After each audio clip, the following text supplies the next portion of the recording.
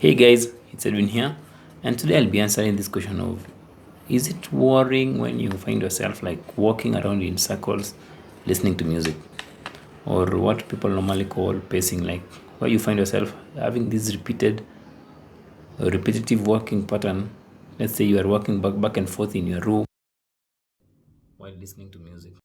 Actually, something kind of behavior can be daydreaming, or it can be pacing. There's no problem with the behavior in itself.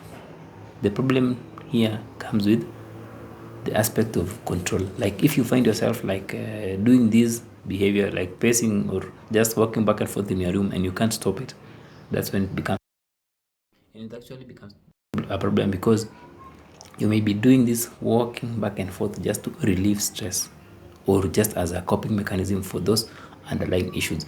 And the more you do it, the more it becomes an unconscious habit. And when something becomes a pattern, it means that every time you feel bored or stressed, you might find yourself walking around in cycles. Or every time you sit down and listen to music, the music is triggering that habit. So that's why some people say that I can't even listen to music anymore, because every time I listen to music, it triggers me walking back and forth. Because now your mind tends to associate listening to music with walking back and forth. But the thing is, the behavior itself is not the problem here. It is the addiction to the behavior. And addiction to this behavior normally happens when, like, we don't really work on those underlying, on those emotions which we are running away from. Because when we cope with emotions, or when we look for ways to avoid facing our emotions, those ways become our default habits, or become our safe havens or our comfort zones. So the moment you really feel stressed or bored, your mind will be taking you to this comfort zone. The moment you just sit down or just listen to music, all those things you've never dealt with, all those emotions you've never processed, come to the surface. So when you work on those underlying issues, or when you work on those subconscious patterns, or those like things you are buying deep inside you, at least you'll be able to live a life where you are free, and a life where the past doesn't have much impact in your present life. Like the stresses of the past, the anxieties of the past don't have much impact in your present life. That's what we call stuck emotions.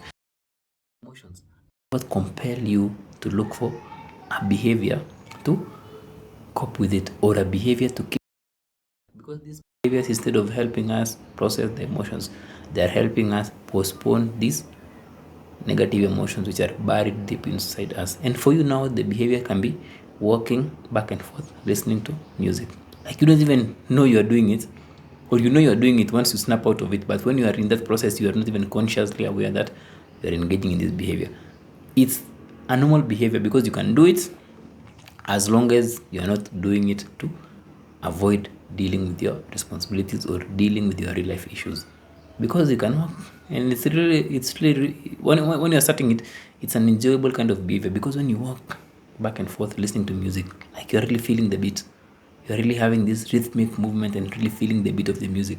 It's the same thing as daydreaming. When you do it, it's a really enjoyable thing. It's pleasurable. But any pleasurable activity you use to avoid dealing with your real life issues, it can be sex, it can be alcohol, it can be anything, it will always catch up with you, because those emotions will be so overwhelming, or it will overpower your ability to control them in the present moment. So walking back and forth is not an abnormal behavior, but what's making this behavior uncontrollable is the fact that there are emotions you've been neglecting as a result of this behavior you are engaging in. Hope you found that informative, guys. So behaviors in themselves never really have a problem. It's just your ability to manage them or control them, and you take back this behavior by working on those underlying issues, or by resolving your unhealed wounds, your traumas, or all those aspects from the past you've never really dealt with. Hope you found that informative, guys. And as always, if you have a question, just feel free to send me a message, and I'll answer in the best possible manner. Until next time, guys, have a wonderful week.